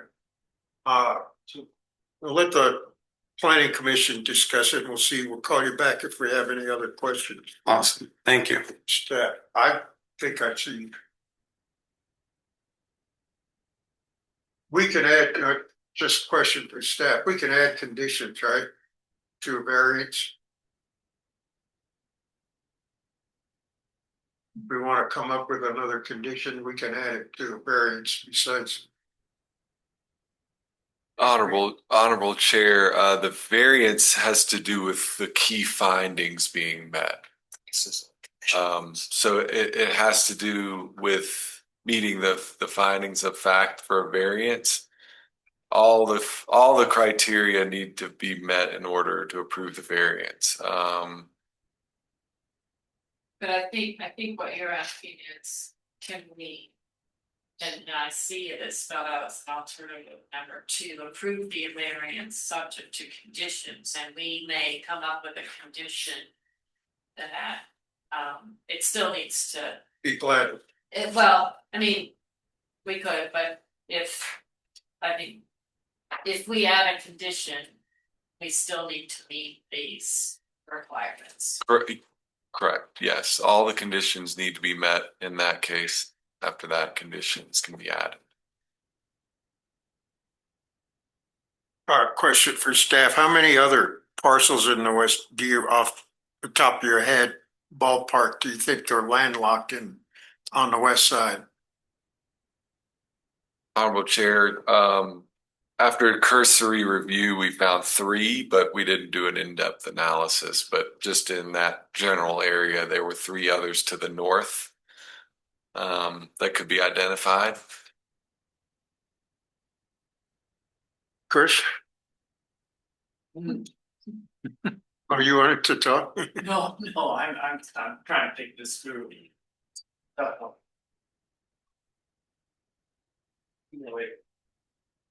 Just from seriousness, it seems pretty simple and benign thing to do. Yeah. To prove it.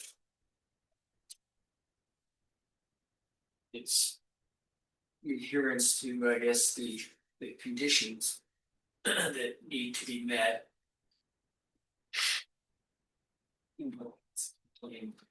Yeah, we're constrained. Hard fast, We're constrained by statute to meet these conditions for variance, but I mean, it seems like this is the long way around for a simple problem.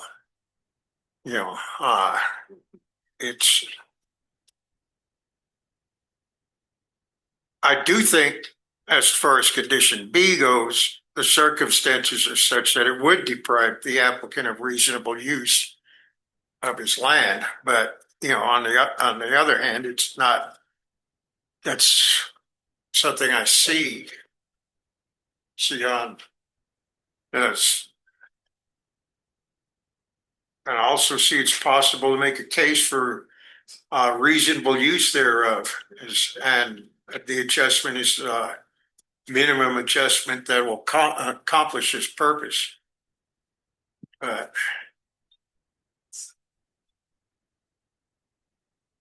And same with that. I don't think that's going to change the essential character of the neighborhood in any way. I do think, because of the constraint by statute, I'm really having trouble with this one. I mean, could you Well, fast track? I think if there's an opportunity to be able to just present A through F and justify the findings of fact in support of it. That's what I think have to do. We've done it before on other instances where we've had variances. Does anybody see a Few problem times. doing that? I mean, that's what I was thinking about too. We would have to have mean, if we deny it, then we have to make the case that they're met and given the circumstances, I'm going to try to do that, but I don't know if it's, so how would we have, maybe we. Well, we would have to go How through we these. Proceed. We would have to go through these findings of fact one by one and dispute them, make our case for it Right. and enter it in the record. I think that's the only way we could do that.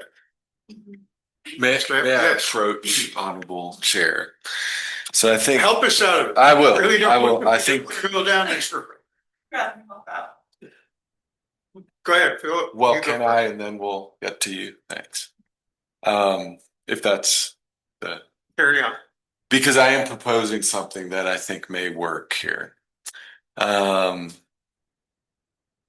So regardless of the outcome of this evening, this is not going to grant the applicant the ability to build his shop, right? If you guys offer a variance and say, yes, we approve this, he can have a variance from this requirement of providing right of way. So he's going to have to do a lot line adjustment either way, right? Well, and that's why I'm saying I'm looking at this again, and I'm not sure if I missed this or the applicant's representative missed this, but there is enough room on Riverside Drive for 2 lot frontages. So that means it is going to be, and the 30-foot requirement only has to do with the public frontage. So what I'm 75 feet. exactly. I'm measuring it. If that sounds correct, it's 75 feet, which means getting creative with it, the lot line could indeed be adjusted to create legal access to that eastern parcel, right? So we still recommend denial of the variance because the lot line, but with the knowledge and that a lot line adjustment can be pursued here. And again, Okay, you wouldn't have to replat. Can I ask a question? so I'm sorry. He would need to still replat. Well, no, I'm sorry. He would not, for a lot line adjustment, the requirement of it being platted is not there. That's just for a lot consolidation. So a question for you. You had mentioned previously that you have a problem with, I think what you termed as access agreements. If they were to survey an easement in and record it, that is not a property access agreement, right? That is a dedicated easement to access. It's a legally binding document that provides easement access to the future property owner, if he were to ever sell that, in perpetuity to any ownership changes in the main parcel in question. So with recording an easement, it's not a plat and it doesn't require the whole survey platting. It does require surveying and it does require the recording of that easement. But that in essence would meet the intent in the letter of the code of providing legal access, would it not? Honorable Chair, I don't see how that is germane to the conversation because the frontage could be established through a lot line adjustment. As I said, I'm not sure if I missed that or the applicant's representative in interpreting our code missed that there is room for creating 2 conforming lots currently. So this variance, I mean, we still recommend denial, but the lot line adjustment process can now take place. And it was oversight, essentially. I mean, there was oversight from the interpretation of this code that you could create two conforming lots. Would he have to replat at that point? Or could he just do that, Let me confirm that here. seeing as how we would own both parcels? So we would deny it as not necessary. Exactly, yeah. So, Because he could comply with the lot line adjustment, so. Honorable Chair, I just confirm that for lot line adjustment, the requirement of having the property being previously platted is not there. So lot line adjustments can occur on unplatted property. So our recommendation, I mean, it's our recommendation is still to deny the variance, but there is actually a path forward that was unnoticed until unfortunately this evening for a lot line adjustment. So Okay. I'd like to hear the applicant's Yes. response to that. Yeah, Sure. if they understand that and that's a workable. That's acceptable. Yeah.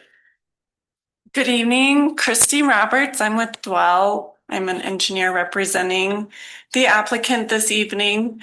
The 30-foot frontage requirement was not an oversight. The resulting lots would be very unusual. So we would have 30 feet.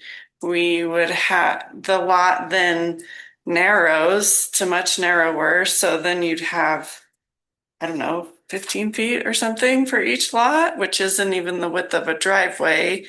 So there'd have to be like a shared access easement through the narrow neck. Yep. And then you'd be somehow getting over to the other lot.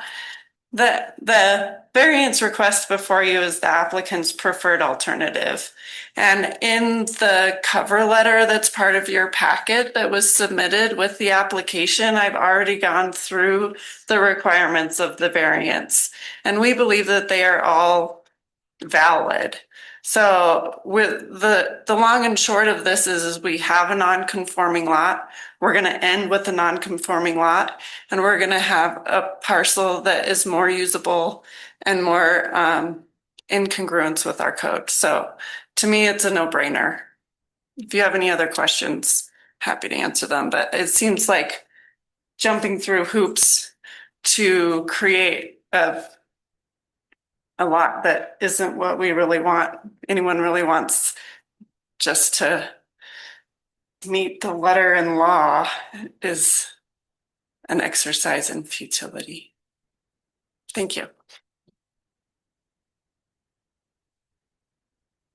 So I think what I'm understanding is that if we grant the variance, it will adjust the line as he's proposed without requiring the requirements to be met, nor process or the substance for the lot line adjustment. And right, and the legal access. And I think our challenge is that the reasons that were articulated in the cover letter are strong policy reasons, but they don't line up exactly with the statutory requirements. And I think what I'm struggling with a little bit is, what counts as reasonable, because he does have reasonable use of the property as it exists now, but it does seem unreasonable to ask him to jump through the hoops to get this extra space to add to it. But if I may, why not move the property line all the way to the end of that property? I mean, I'm totally okay with that. We approach planning to just go and write a new deed and pay $500 for the new deed and just combine it all and go that route. We were totally okay with just going to the clerks and writing a new deed and just combining the whole property as a whole. Is that a possibility? Unfortunately not, because you can't create, I mean, that would be a lot consolidation. It wouldn't be a line adjustment because you can't adjust to zero. I mean, And the city code requires that a lot consolidation, both lots be previously platted. Yeah. That's the detriment there. Maybe we could change the code. That'd be great. always an option. Unfortunately, we're not able to do that. If we could, we would. That takes as long as the subdivision process. Yeah. Gosh. Let me read this. Well, and I'd like to ask the staff if we, I think I'm hearing, I haven't heard any opposition to the desire to be able to grant the variance. But what then would we need to do to support that? I think, at least for me, I've been more persuaded by the reasons and the special circumstances that have been laid out versus the potential consequences that might exist. You did your job in articulating the application of the statutory requirements, but I'm feeling persuaded by the special circumstances and conditions. So if we choose to grant the variance, it's not currently supported by the record at this point, based on the staff report. Honorable Chair, yeah, through you, I would say if you guys do want to approve the variance, then you need to address every one of the findings. Whether you want to do that this evening or postpone and write them out, I think I'll leave that up to you all. But that's what would be the path forward is writing out or talking through rather and having it on record as to what how the applicant is meeting each of the findings. Okay. Shall we tackle it? What do you think? I think we ought to give it a try. All right. Are we in agreement to see if we can work through this? Honorable Chair, just a question to the applicant. Or whether you want to take a look at what the applicant proposed in their cover letter, because there's a starting point there. I was So, looking yeah. at it. Okay. Yeah. That's what I was reading. Yeah. All right. Special circumstances or conditions fully described in the board's finding that are peculiar to the land or building for which the adjustment is sought. What is the board's thoughts on that? Item A. I think there's special circumstances here. Well, yeah, I think there's several that it's adjacent, or the property in question is platted. The one next to it is not platted. And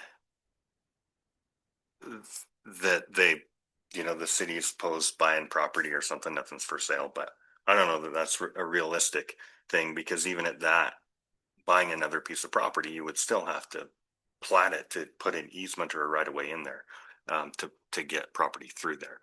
But to move it to right now, it's non-conforming because it doesn't have access. In the future, it's going to be non-conforming and not have access if we were to grant this. So I don't think we're changing anything. We're just not.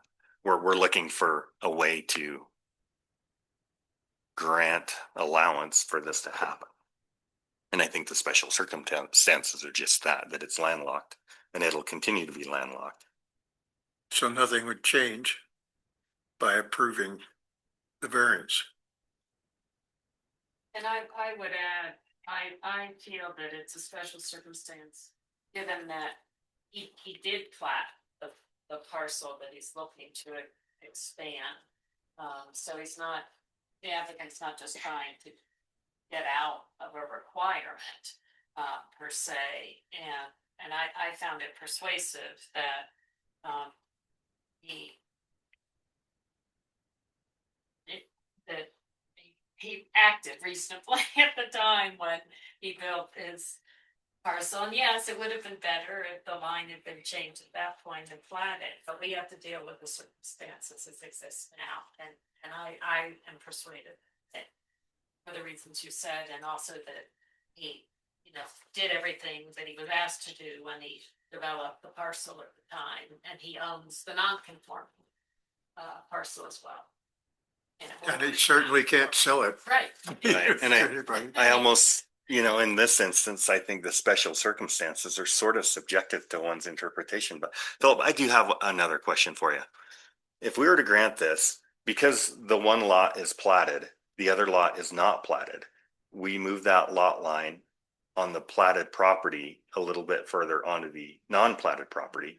What does that section of unplatted property become now? Is it part of the platted property, or does it stay unplatted? And so now there's this weird parcel that has an unplatted strip running down the side of it. It would remain unplatted. Interesting. Okay. Okay. Item B, the circumstances or conditions are such that the strict application of the provisions of the code would deprive the applicant of the reasonable use of such land or building. Subjective again. Subjective again, and I'm going to go with the applicant on that one myself. What do you think? Any other thoughts on it? Well, I understand why the staff wrote the response they did, and that's focused on reasonable use of the land, the platted parcel, which they do have. There's no doubt about that. But I think that the failure to be able to move the lot line denies. Yeah, I think it's unreasonable to request. I would agree. And I mean, just thinking through and like really reading what this means or says, it says the circumstances or conditions are such that the strict application of the provisions of the code would deprive the applicant of reasonable use of such land or building. And the only reasonable use that's proposed right now is an addition on the side of the building. And that's perfectly reasonable. And there's not enough room on between the existing property line and the building to allow that reasonable use to happen. So I think that the minimum, I mean, it might be a little bit more than the minimum adjustment, but a lot line adjustment is necessary to provide the minimum setback distance to be able to build another or a little addition. Sorry, jump in, Honorable Chair. Just one point of clarity, like as you're going through each one of these findings, I mean, if you're agreeing with the applicant, or with what the applicant has in their cover letter, make note of that. But if there's anything additional, let's get that down on paper so that when the motion is made to approve it, if that's the direction we're going, we can point to based on meeting findings of fact as presented, because right now we have it presented from staff, but we need to present it for the findings being met, if that makes sense. Yeah, I'm wondering because that's going to be more difficult to ask. Yeah. Because in our discussion, we're creating the record that we believe each of the factors have been met, and is it possible then to I don't know, I guess it's just, is that we want to find a way to take action at this point. Yeah. And approve it. And if we need to, write it out and agree on that. But what I'm wondering is if our discussion creates the record that we can say we're moving to approve the variance based on the findings and facts as the satisfaction of the requirement based on the discussion of the applicable statutory criteria. Yeah, Honorable Chair, yeah, I would say that we have it outlined pretty well by the applicant. So if the discussion is generally agree in The first discussion of A has a different logic that it's platted, non-platted. Right? That are, I would agree. which isn't what was talked about in item 1 in the cover letter. And so, whereas B is discussed in item 2 of the cover letter. So we would say our A is the juxtaposition of platted and non-platted parcels. So we wouldn't use their discussion of the A part. We would make up our own. Is there a problem with that? He's asking us to do it. Huh? So he's asking us to do it. I Yeah. think, so that we have a record of that. All right. Write it then. I'm taking some notes. I think Jake's doing it.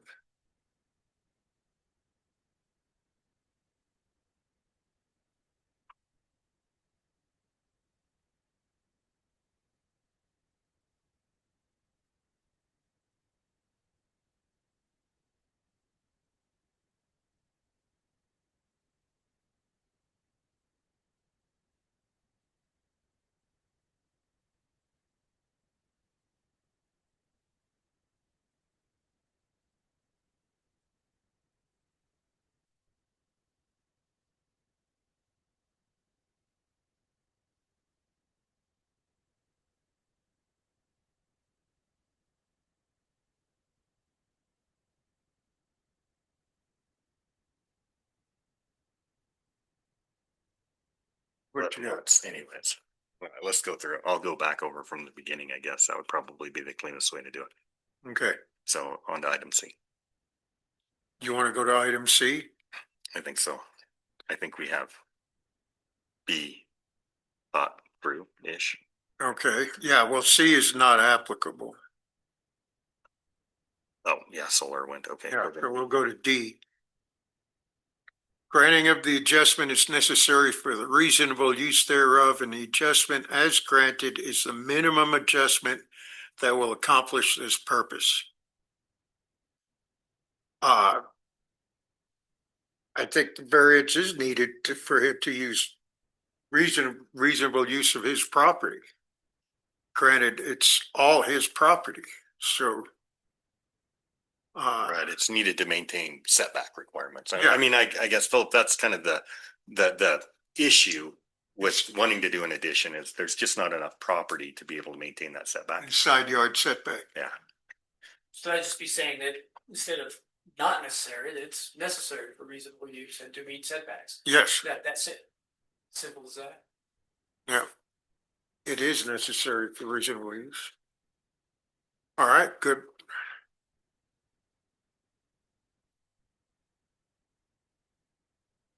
And you want item E, the granting of the variance is in harmony with the general purposes and intent of the code and will not be injurious to the neighborhood or otherwise detrimental to the public welfare. Well, if it was in harmony with the code, we wouldn't need a variance. But it's certainly, I'm familiar with the neighborhood. It's certainly nothing would be injurious to the neighborhood.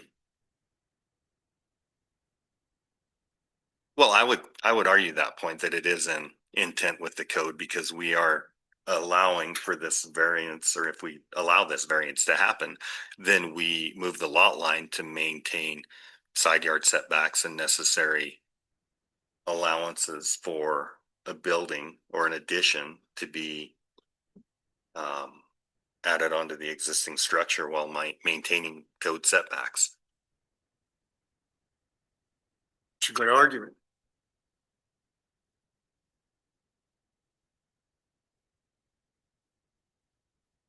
And there's other property in the, I mean, you said there were 3 other parcels, give or take, where this is sort of an issue, landlocked parcels. Upon cursory review. It's that not the only one found. though. I mean, Yes, not the only there's one. a couple, No, there's some, maybe that's right. see the issue again. I mean, that requirement, you're kind of set up for in harmony with the general purposes intent of the code.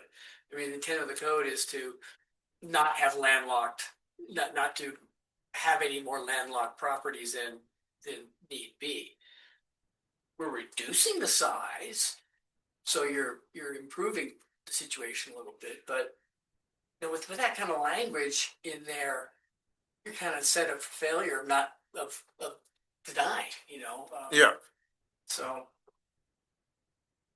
I'm willing to be flexible with with that one. I think at least you reduce the size of the landlocked, and it's the same owner. Mm-hmm. You know?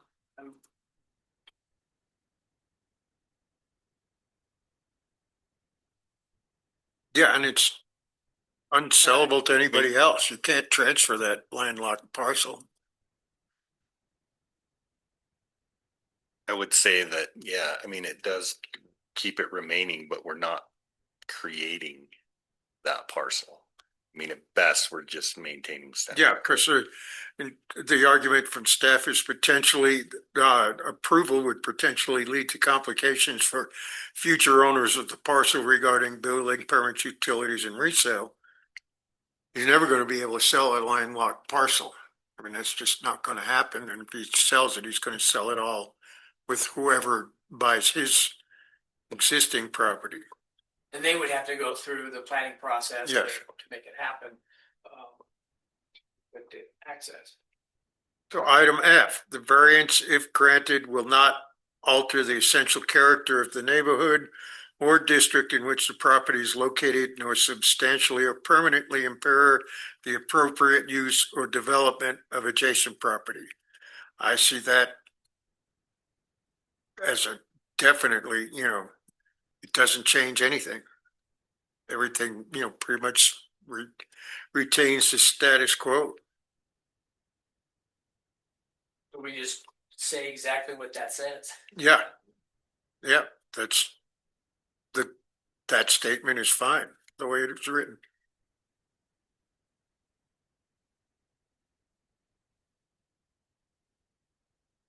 I would,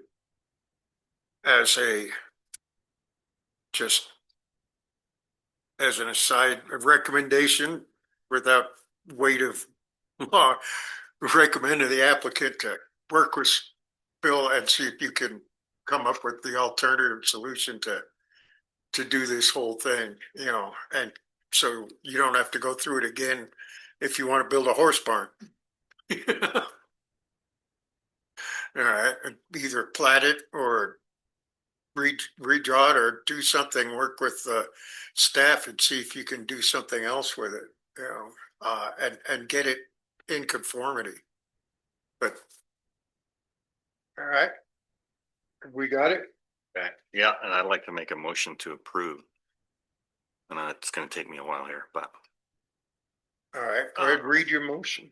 So I would like to make a motion to move to approve the requested variance from the Laramie Municipal Code Section 1506.060.c to allow a lot line adjustment between 2280 Riverside Drive and an adjacent landlocked parcel without establishing legal access based on findings of fact and conclusions of law as outlined here following. So item A, there are special circumstances or conditions that that's A, it's already typed. I'm going to provide a response that the pre-existing non-conforming use is existing and it'll remain even if the variance is granted or if it is not granted. And the also to support that, the applicant platted the original property when it was asked to back when they started to, or they first built their house, and showed reasonable allowance to follow the code by platting that and providing access as required. On item B, the circumstances or conditions are such that the strict application of the provisions of the code would deprive the applicant of the reasonable use of such land or building. The response to that is reasonable use is the proposed addition, and a current lot line as it is does not provide necessary setback. So moving the lot line is necessary to provide the required setback to allow for an addition on the building. C is still not applicable. Item D, the granting of the adjustment is necessary for the reasonable use thereof, and the adjustment as granted is the minimum adjustment that will accomplish this purpose. A variance is needed for the reasonable use and setbacks back requirements, so the lot line adjustment is necessary to meet that proposed use that the landowner is desiring to use his property for. Item E, the granting of the variance is in harmony with the general purpose and intent of the code and will not be injurious to the neighborhood or otherwise detrimental to the public welfare. The response is that it allows for the code compliance for allowing for setbacks and allowing for the building to be built per code, and it does not increase any non-conformance as the currently there's still an inaccessible unplatted lot adjacent to the property in question. Item F, the variance, if granted, will not alter the essential character of the neighborhood or district which the property is located, nor substantially or permanently impair the appropriate use or development of adjacent property.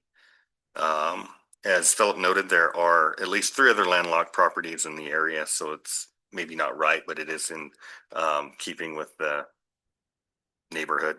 And creating a landlocked property as it currently is does not affect the current neighborhood in any way, and no other proposed use is being sought on that property. So that is that. Is there a second? I'll second that. Motion has been moved and seconded. All those in favor? Let's probably take a roll call. Oh, we have to take a roll call. Take a roll call vote, please. Pacino, Aye. Evans. Heiser White is absent. Moody, Aye. O'Toole, absent. Schneider, Aye.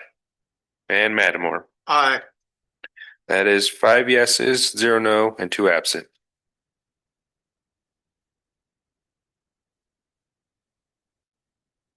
Chair will entertain a motion to adjourn as the Board of Adjustment. Second. All Don't those, move. Second. well, who moved? You seconded, somebody's going to move it. I'll entertain the motion. Somebody make it. I move that we adjourn as Board of Adjustment. And it's seconded by Moody. All those in favor? Aye. Aye. Meeting adjourned. Yeah, thanks. Good job. Thanks.